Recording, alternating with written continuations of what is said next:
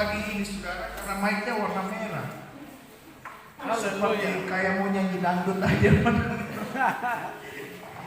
Terlalu sulit, gimana ya?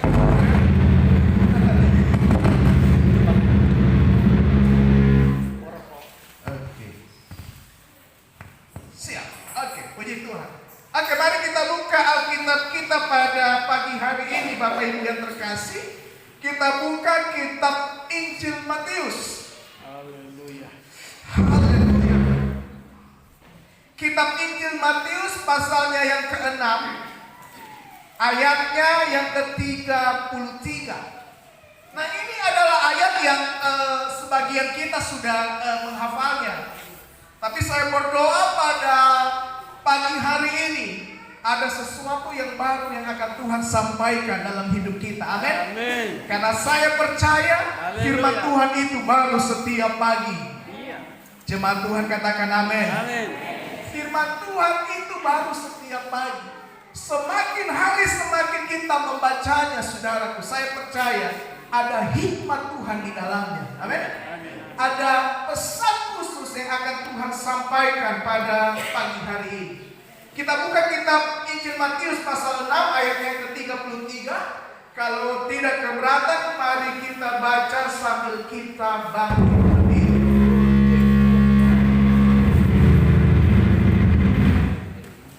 Oke.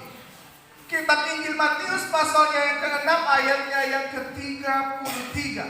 Firman Tuhan berkata apa di sana? Tetapi carilah dahulu kerajaan Allah dan kebenarannya, maka semuanya itu apa saudaraku akan ditambahkan kepada. Silakan duduk Bapak Ibu yang terkasih. Nah, berbahagialah mereka yang mendengar dan melakukan setiap apa yang dikatakan kebenaran firman Tuhan. Jadi bukan mendengar untuk melupakan, melainkan sungguh-sungguh melakukannya di dalam kehidupan sehari-hari. Amin, saudara. Amin. Nah, saya setiap kali khotbah selalu mengucapkan kalimat itu, gitu.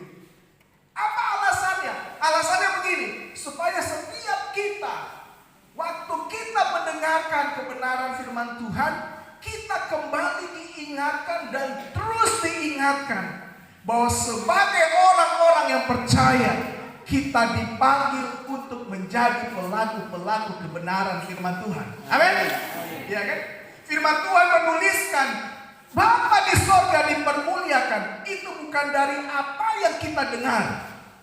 Bapa di sorga dimuliakan dari apa yang kita lakukan di dalam kehidupan kita. Amin. Amin. Nah, satu khotbah yang disampaikan oleh Yesus saat berada di bukit. Betapa banyak pesan-pesan Tuhan yang disampaikan pada saat itu. Matius pasal 5 di sana ucapan berbahagia. Itu adalah khotbah Yesus. Amin. Amin. Nah, di dalam sabdanya dari pasal 5 sampai kepada pasalnya yang ke-7, ada satu sabda Yesus. Inilah yang menjadi bahan renungan kita pada pagi hari ini, saudara. Jadi ketika Yesus menyampaikan tentang kekhawatiran, ya kan, dari ayatnya yang ke-25, di sana Yesus menyampaikan tentang kekhawatiran. Amin. Ya kan? Nah, dari ayatnya ke-25 sampai kepada ayatnya ke-34, ada satu pesan yang diselipkan Yesus di sana yang berkata begini, carilah dahulu kerajaan Allah dan kebenarannya, maka semuanya itu akan apa, saudaraku? Ditambahkan. Akan ditambahkan kepada. Haleluya. Amin. Apa alasan Yesus menyampaikan hal ini, saudara? Nah, saya percaya bahwa Tuhan itu adalah Allah yang menyampaikan sesuatu yang sesuai dengan pergumulan ataupun kebutuhan umat Israel pada saat itu yang menjadi pengikutnya. Amin. Nah, Yesus menyampaikan tentang kekhawatiran sebelumnya. Dan bahkan kalau kita melihat di sana, Yesus berkata begini, lihat burung-burung di udara, aku pelihara. Betul? Lihat bunga bakung yang di padang, aku hiasi, kata firman Tuhan. Dan bahkan Yesus menyampaikan begini, dengan kekhawatiranmu engkau tidak dapat menambah sehasta umurmu. Amin. Nah, saya melihat begini Bapak Ibu yang terkasih, kekhawatiran itu terkadang dapat membuat kita jauh dari Tuhan. Iya kan? Amin. Kekhawatiran, kecemasan, segala sesuatu yang terjadi di sekeliling kita itu dapat membuat kita ragu dengan Tuhan. Amin. Betul apa tidak? Ya kan? Contoh begini ya, gitu. Ini jawab dalam hati saja, ya kan? Tidak perlu di. Waktu kita mendengarkan kebenaran firman Tuhan, tidak sedikit ataupun terkadang di dalam pikiran kita bukan fokus untuk merenungkan firman Tuhan, tetapi pikiran kita mulai melayang kemana-mana, ya kan? Mulai berpikir, aduh itu konfor di rumah, suka si mati tidak ya kan? Atau pikiran sudah mulai melayang ke pekerjaan. Ini yang dikatakan Yesus tentang kekhawatiran. Nah, makanya di dalam ayatnya yang ke-33, di sana firman Tuhan bilang begini, tetapi carilah dahulu kerajaan Allah dan kebenarannya. Artinya begini, kesampingkan dululah urusan-urusan duniawi. Amin. Ya memang kita masih hidup di dunia ini, betul ya? Ya kan? Siapa bilang kita hidup di dunia lain? Tidak, saudara. Kita masih hidup di dunia ini. Setiap kita masih butuh yang namanya makan, masih butuh yang namanya minum, masih terus bergaul dengan pekerjaan. Ya kan, kalau tidak kerja bagaimana cara untuk makan? Betul tidak, saudara ya? Betul itu semuanya. Tetapi begini, jangan sampai ketika waktu yang kita khususkan untuk bersekutu dengan Tuhan itu teralih oleh perkara-perkara duniawi. Nah, makanya Yesus berkata begini, tetapi carilah dahulu kerajaan Allah serta apa? Serta kebenarannya. Artinya begini, 6 hari lamanya kita sudah bekerja. Betul ya? Kalau di Snaker menetapkan sehari berapa jam untuk bekerja? 8 jam. Itu sudah cukup, saudara. Kalau PNS dari Senin sampai Jumat, ya kan? Itu sudah cukup. Sisihkanlah waktu yang khusus untuk Tuhan, di mana engkau tidak berpikir lagi akan hal-hal yang duniawi. Saatnya kapan Pak Pendeta? Hari ini saatnya, saudara. Amin. Kalau engkau berpikir sesuatu selain Tuhan hari ini, maka engkau akan kehilangan berkat Tuhan yang sesungguhnya. Amin. Karena hari ini saya percaya Tuhan akan melimpahkan berkat-Nya yang melimpah-limpah dalam hidup kita. Amin. Bukan hanya berkat jasmani, tetapi berkat rohani. Berkat rohaninya apa? Berkat rohaninya adalah firman Tuhan yang diberitakan, yang kita renungkan pada hari ini.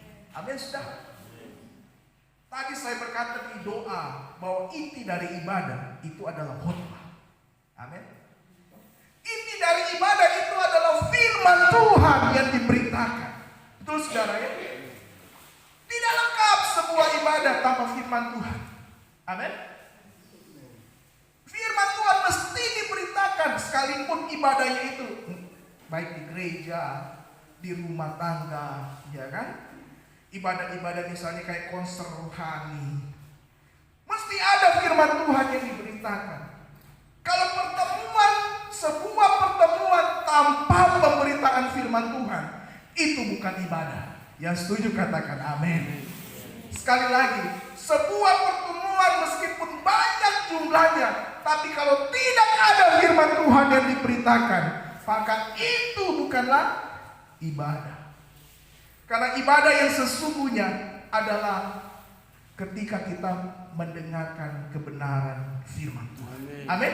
Nah, saya melihat di dalam bahasa Yunani, saudara, bagian firman Tuhan itu bilang begini: Zeteite de proton ten basilean hoteos kai ten di kaios yunen autos kai autos panta prostetesetai humin. Artinya apa Pak Pendeta? Ya artinya seperti yang di dalam firman Tuhan. Gitu. Tetapi carilah dahulu kerajaan Allah. Kata carilah, ya kan, pakai kata zeteite, itu kata kerja. kata kerja dalam bentuk aktif imperatif, yang artinya begini, kita terus melakukannya dan tidak boleh tidak. Carilah dahulu kerajaan Allah, itu adalah wajib kita lakukan sebagai orang yang percaya. Amin. Waktu kita mencari kerajaan Allah dan kebenarannya, itu artinya begini, kita mengutamakan Tuhan di dalam kehidupan kita. Amin. Amin. Amin. Saya mau tanya sekali lagi, Bapak Ibu yang terkasih, Bapak Ibu mengasihi Tuhan? Haleluya. Prioritaskan Tuhan dalam hidup. Amin. Jangan sampai lagu yang tadi kita nyanyikan itu hanya sebuah lagu saja yang kita nyanyikan ketika dalam pertemuan ibadah. Ku mau sepertimu, Yesus. Sebuah lagu yang dikarang oleh seorang penyair yang lahir dari sebuah kerinduan begini. Dia ingin sama seperti Yesus. Ini lagu-lagu legendaris, saudara. Waktu saya masih sekolah minggu sudah ada nih lagu. Mungkin Pak Gembala juga masih sekolah minggu dengan ses, ya kan? Gitu. Sudah ada kok ini lagu. Mungkin senior-senior kita, om pendeta yang di depan saya ini juga mungkin sudah ada ini lagu, ya. Gitu. Orang-orang tua mungkin yang di gereja ini mungkin juga sudah ada ini lagu. Ya kan? Sebuah lagu yang indah dan legendaris sepanjang masa dinyanyikan, ya kan? Ku mau sepertimu, Yesus. Ini adalah satu kerinduan yang di atas dasarnya begini, ada kasih ataupun cinta kepada Tuhan sehingga kita menjadi sama seperti Kristus. Amin.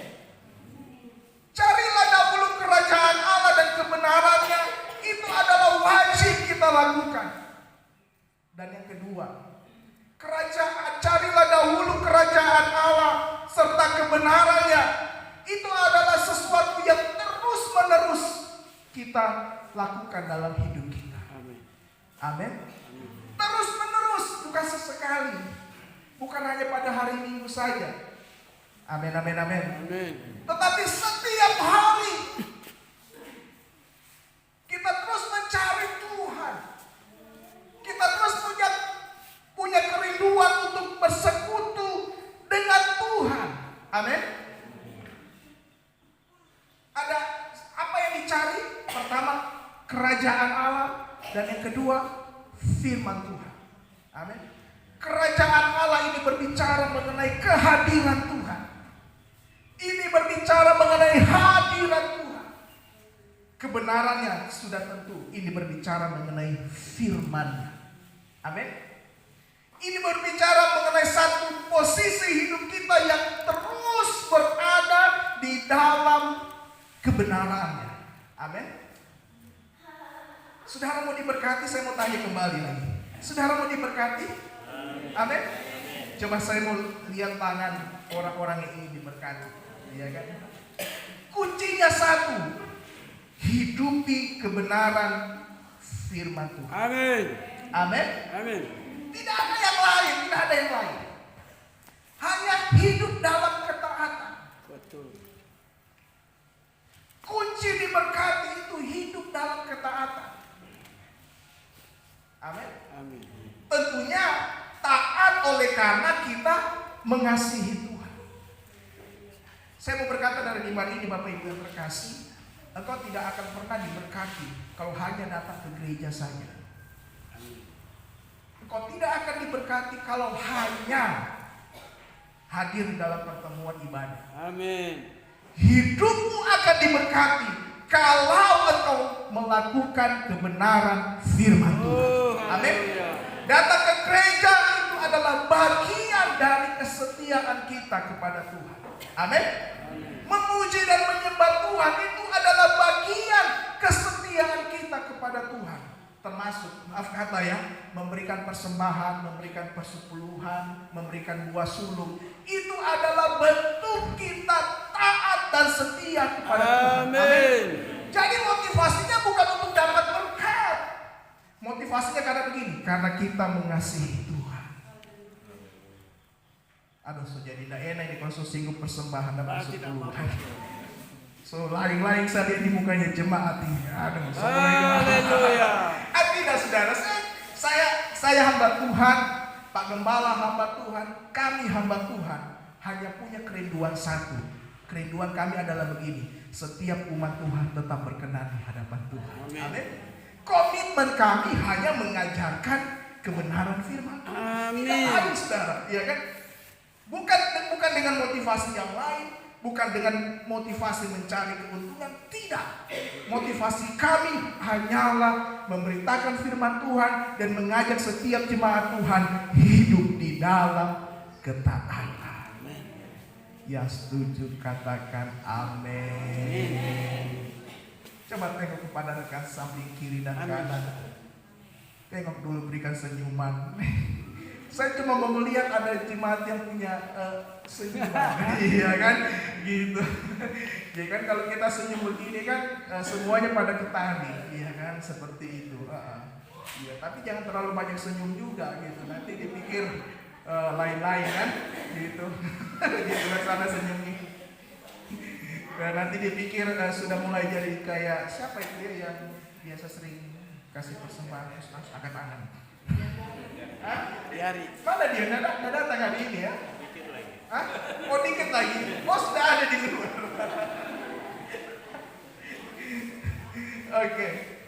Nah konsekuensi kita memprioritaskan Tuhan dalam hidup kita dapat kalau kita hidup dalam ketaatan. Firman Tuhan berkata apa?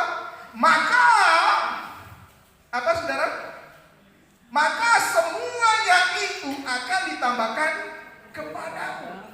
Jangan stop sampai situ. Ayat 34 bilang begini. Sebab itu janganlah kamu khawatir akan hari esok, karena hari esok mempunyai kesusahannya sendiri. Kesusahan sehari cukuplah untuk sehari.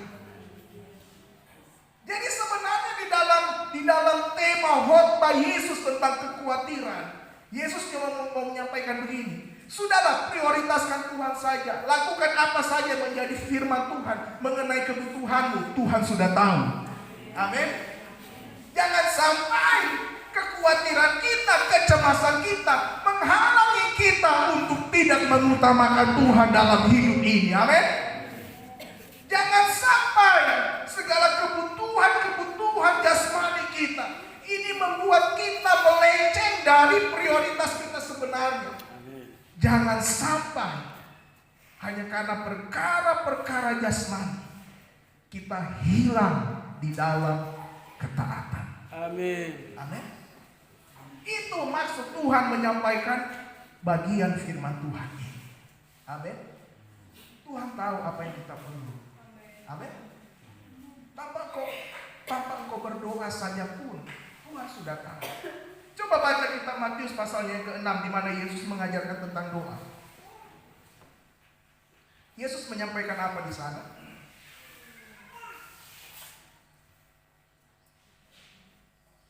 Coba mulai dari ayatnya yang ke-7. Firman Tuhan berkata apa? Lagi pula dalam doamu itu janganlah kamu bertele-tele seperti kebiasaan orang yang tidak mengenal Allah. Mereka menyangka bahwa karena banyaknya kata-kata doanya akan dikabulkan. Jadi janganlah kamu seperti mereka, karena Bapamu mengetahui apa? Mengetahui apa yang kamu perlukan sebelum kamu meminta. Jadi sebelum kita berdoa, itu Tuhan sudah tahu. Kok kenapa Tuhan tidak jawab Pak Pendeta? Kalau Tuhan tidak menjawab doamu, itu karena dua alasan menurut kitab Yakobus. Yang pertama, karena kita salah berdoa. Amin. Yang kedua, karena doa kita itu hanya untuk memuaskan kedagingan kita, hanya untuk memuaskan keegoisan kita. Amin. Pak Pendeta tambah-tambah. Coba kita buka. Bukan saya ngomong, firman Tuhan yang ngomong. Coba buka kitab Yakobus. Kitab Yakobus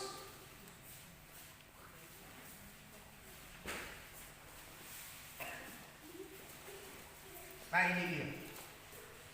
Kita buka kitab Yakobus pasalnya yang